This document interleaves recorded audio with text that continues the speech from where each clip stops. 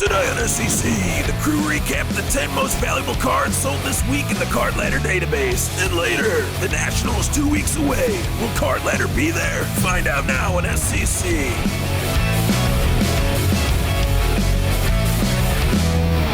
Welcome to episode 30 of Sports Cards Culture. I'm Chris, here with Nick at Stiff Arm Wax on Instagram, Kristina at Kristina's PC, and Josh at Cardboard Chronicles. Up first, the top 10 most valuable cards sold this week, tracked by Card Ladder. In today's episode, we're introducing a new segment, the top 10 most valuable cards, MVCs, sold on Card Ladder this week.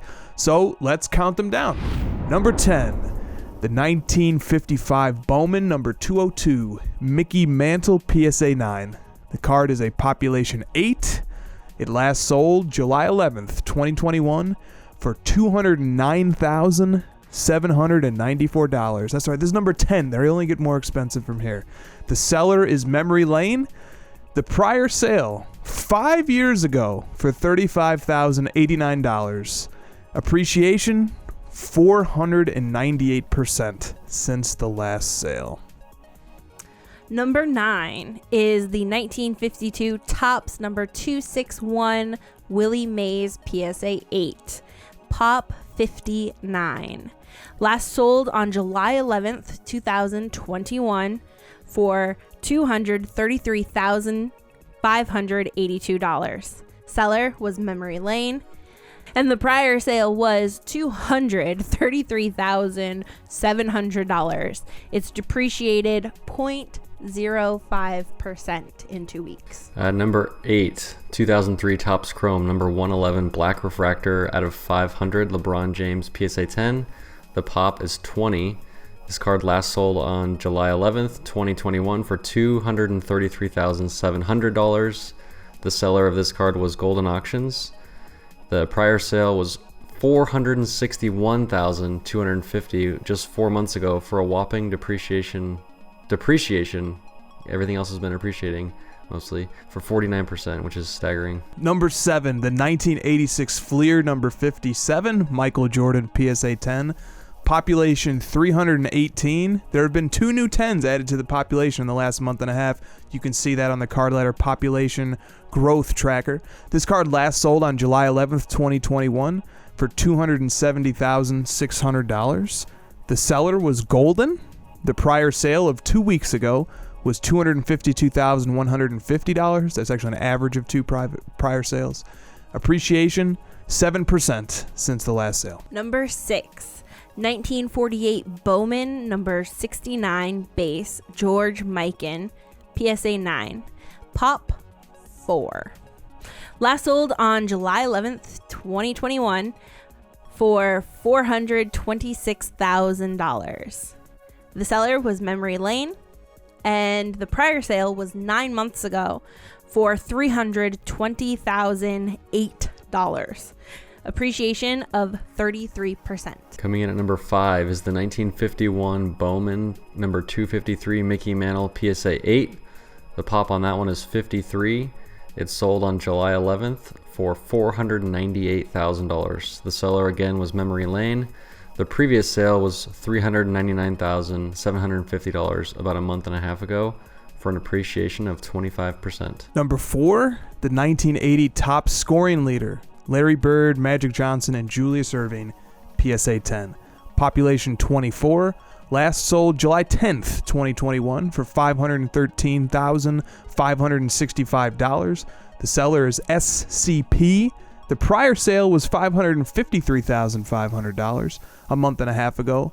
Card has depreciated 7% since its last sale. At number 3, we have the 1933 Gaudi number 181 green Babe Ruth PSA 9, Pop 6. Last sold July 11th, 2021 for $1.27 million. The seller was Memory Lane. The prior sale was 2.5 years ago for $456,000. It's appreciated 179%. And number 2, 1952 Topps number 311 base Mickey Mantle PSA 8. This is the famous 52 Topps Mickey Mantle in a PSA 8. The pop is 35 on this one.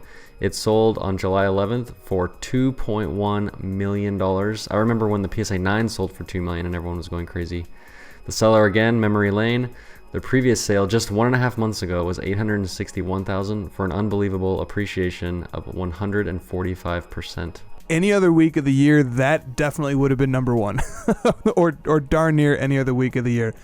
But a card surfaced that has never surfaced before at public auction. Up at number one is the 1933 Gaudi number 53 Babe Ruth PSA 9, population 1, last sold on July 11th for $4.2 million. The seller was Memory Lane, and there are no previously recorded public sales. There's your top 10, guys. Josh, let me go to you first for some analysis. Surveying this list of the top 10 most valuable cards in Card Ladder's database that sold this past week, what do you find interesting here? Man, there's a very obvious pattern that jumps right out at me. It's that all the cards here are vintage, except for the LeBron, which is the one that fell in price a dramatic amount.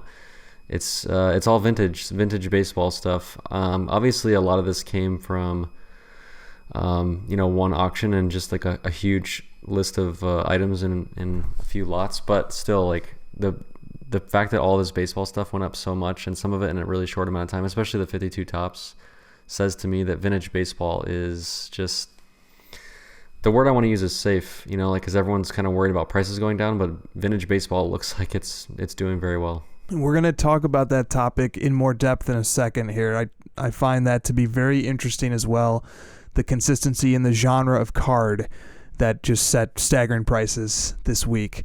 Kristina, I want to touch on something else that Josh mentioned as well.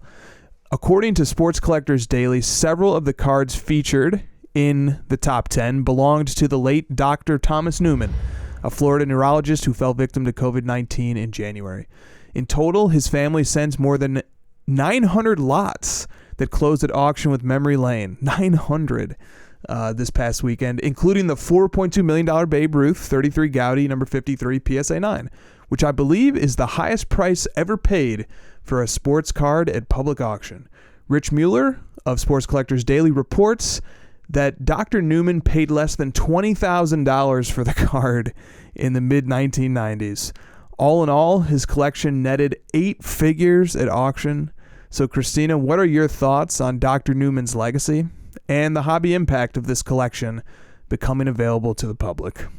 The fact that these cards are changing hands possibly for the first time ever, especially with Pop 1s out there, I mean, you're just spreading more joy to more collectors. And I think that's such a great experience that his legacy is moving from his family and himself to other families, and people are enjoying the hobby all the more every day because of it. Dr. Newman is was the archetype of the pure collector.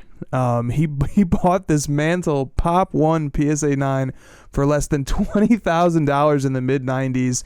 Fast forward 2.5 decades later, the card is worth $4.2 million, and it's taking care of probably at least a generation by itself of his family. At least one, maybe several, depending upon how wisely they allocate those resources. But just one card. And Josh, we've been there before. Many in the hobby have been there before, where they've spent maybe $10,000, $20,000, $30,000 on a card. And isn't that like the dream scenario? You get to hold it and enjoy it for 20, 25 years, and then boom, you leave your family with a life-changing inheritance. What do you think about Dr. Newman as the archetype of the pure collector? This is like the best case scenario for any collector. Like you said, this is just, it's the ultimate hobby story. I hope people pull away from this the story that it is, and not just like the one Babe Ruth PSA 9 sale.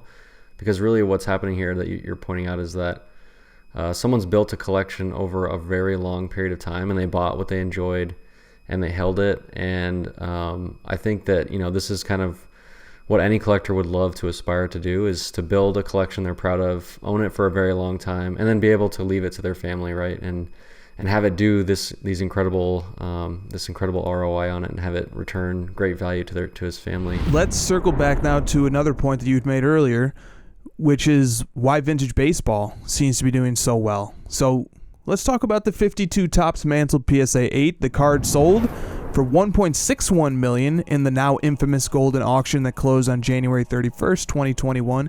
And that auction marked the peak for many cards. The Mantle fell all the way to $861,000 in May of 2021, losing half of its value from the peak, which is not an unfamiliar story for many cards. But now it has blown past its previous record high to a nearly unfathomable $2.1 million. Now compare that to the 86 Fleer Michael Jordan rookie card PSA 10, which sold in that same golden auction for $720,000. But it has now fallen below $300,000, and it looks stuck there for the time being. So Josh, why do we think that vintage baseball continues to set records long after the early 2021 boom and then correction? I think it's because the baseball cards that we're talking about here are very old, and they have a lot of history to them. It has a lot of time built up of collectors that have enjoyed them over the years, and there's been recycles of collectors who wanted to recapture, what their grandparents collected, or their great grandparents maybe even. Some of this stuff is so old. So to have these cards be this old, have this much established history, and just have so many people that have collected them over the years, it just keeps building and building. And people are looking at modern stuff, and they want all these simple solutions on how to make them go up in value very quickly. They want to make one Instagram post, or they want to have a player have a 30-point game, and all of a sudden their collection doubles. And this to me is the more realistic, it's more palatable story, in my opinion, is that you work on something for decades. And it's the same for like an individual athlete. We want to make someone a Hall of Famer, or an all-time great player after one playoff run. But the reality is it takes a long time to build something up like this. And so I hope people take away from this that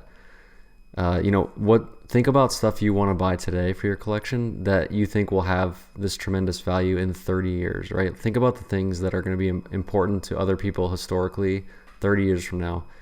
Is it going to be a random select card of the fourth best quarterback prospect? Possibly. You're just sort of guessing at this point, but try to think really long term about some of this stuff, and not necessarily try to triple your money in a short period of time, because that was the case in sports cards for a little while, and it was very easy to make money, and people were doubling and tripling their money. And now it's not so easy, but the stuff that is still doing well is the stuff that people have collected for a really long time, and we've, like I said, built up a history of it. Yeah, and you look at the players who are on this list, and this is a special list. The list won't always have these players. These lists are very different from week to week. But you had Babe Ruth, who makes 2 appearances on this list. Mickey Mantle makes 3 appearances. Larry Bird, Magic Johnson, and Julius Erving appear on 1 card. George Mikan, the great George Mikan, makes 1 appearance. His rookie card is from 1948. Talk about history. LeBron James makes 1 appearance. Michael Jordan makes 1 appearance. And Willie Mays makes 1 appearance. And those are the athletes who appeared on this top 10. All GOATs. All GOATs indeed. And all cards with a rich hobby history. Kristina. Yes. Collectible, which is a company that offers the opportunity to buy shares of sports cards and other memorabilia, posted to their Instagram page today that shares of their copy of the 52 Mickey Mantle PSA 8 were trading for $14.10 at the close of trading on Friday. The market cap value for the card implied by that share price is $683,000. Whereas the copy this weekend that sold with Memory Lane sold for $2.1 million, which is more than triple the implied value of Collectible's copy. So do you think it makes sense that a card is worth more as a unified whole rather than the sum of its fractionalized parts? Or in other words, as we go deeper into the era of fractional sports card ownership, should the right to buy a card outright command a premium over a card that's been fractionalized? Oh, it totally makes sense. And yes, it to have the card in your possession and own the entire card itself should definitely be a premium over you own this millimeter of the corner, or like you own someone's eye socket. So like, so of course, that would be a premium. But I would be interested in seeing what the shares trade for come up start at the beginning of the week, and tracking what they sell for now. Are people raising the prices of their shares to higher values because of this new sale? And what if it opens at 14.10? What will it close at on Monday when the bell rings? I think you're right. That'll be really interesting to see how many buyers and sellers there are of these shares. I also think that someone or multiple people are kicking themselves that they didn't buy all the shares on Friday before close. Yeah, the writing may have been on the wall there. Although I remember watching this auction with Memory Lane close. It went until around 6 a.m. and it ended at like 10 p.m. the night before. Sometimes that happens. So, Josh, let me send it to you for any final thoughts on this week's top 10 most valuable cards sold on Card Ladder this week. I think just to, have that long-term mindset, and, I don't know how many times we have to point it out on this show, but having the collector mindset and collecting things that you enjoy for the very long term is always going to win out. We've proven it over and over, and we're going to continue to do so. So just remember that, this is a long game. People have been collecting cards for over 100 years, and this isn't just some new Top Shot thing that's popped up out of nowhere. This is something that has a lot of history, and to remember to try to focus on things that make you happy and you enjoy collecting, and that also, if you want to make money from it, you got to think long term. What do you think is going to, hold up 50, 60 years from now? Coming up on Sports Cards Culture, the National, and whether Card Ladder will be there.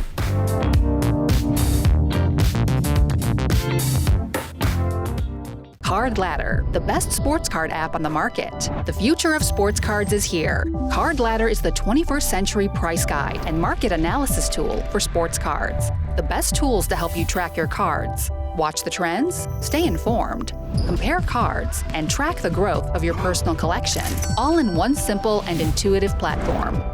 Join the innovators, not the imitators. The future is here. The future is now. Card Ladder.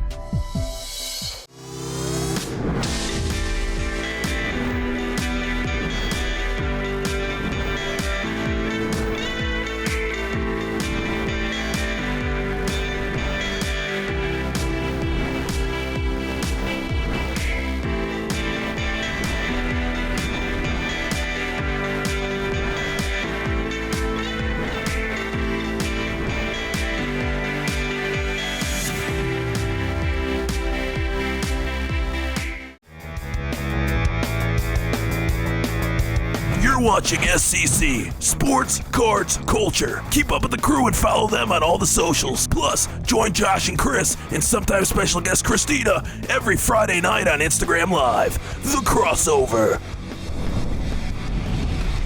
The National Sports Collectors Convention is 2 weeks away, and there's still time to make accommodations to attend if you haven't already done so.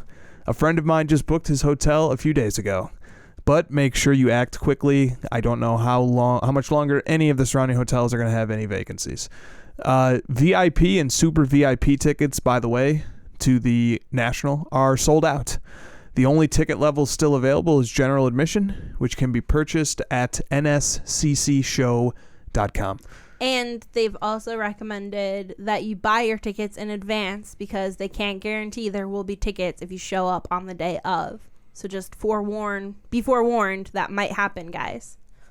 Josh, will Card Ladder be set up at the National? And if so, where will we be? We are set up at the National. We're actually sharing a booth with a couple friends, so we don't have a full booth set up, but we still have enough to make a presence and have some fun. We are going to be we're actually really easy to find. We're going to be right next to the corporate pavilion, which is, the red carpet in the center of the show. We're right across from Topps at booth 566. Now, Josh, follow-up question to that. What can people expect from the Card Ladder booth, and should they expect to see one of us there at the booth during the show? Yes, we're bringing the whole team. So someone from the team will be at the booth at all times. You can count on one of the three of us being there at some point for sure. I don't know when we're gonna run away and try to build our own collections. We're definitely not gonna be there the whole time, but we will have a display of our application. If you want to sign up, we'll also have some promos. I'll let Kristina get into that, but we'll have some fun stuff going on at the booth. And I think most importantly, we'll just be there to answer questions and chat about the hobby if you want to chat. Yes, we will. Now, Kristina, as Josh tagged you in, without disclosing any specifics, will there be any special card letter promotions going on at the National? And if so, how might people take advantage of them? Yes, there will be promotions that Card Ladder is running or will run during the National. You'll have to stop by the booth, number 566, right across from Topps, in order to find out what it is. Very good. All right, last question of the show. Should people feel comfortable approaching content creators or other people that they recognize in the hobby? What advice do you have on how to approach familiar faces that will be walking the show floor? Content creators make content because they're comfortable speaking and having their face out there. So like we definitely want you to come up and say hey to us. That's probably like one of my favorite part of the show. Speaking selfishly, I enjoy the people that want to talk to me about the hobby, or if they've seen my content or whatever. I love a good discussion. Advice I have on approaching, I would just say just be nice, be a normal, approachable, nice person. I don't think it needs to be much more than that. If a content creator's like in the middle of a deal or they're talking to someone else, just normal human interactions, don't interrupt them, and just be friendly. I think just being polite, like if you see someone talking in a conversation, maybe just like wait, don't just jump in. I know that was something that maybe content creators were guilty of during the Dallas show. People would be in conversations and they would just jump in and ignore that there was a conversation going on and pull someone aside to film or something, and just be cognizant of what others are doing and others' time. If you see someone crossing the floor and they look like they're kind of in a hurry, don't be upset if they just say hi and keep going. They might have to go to the bathroom, or they desperately need something to drink, or they're on a mission to get a PC card.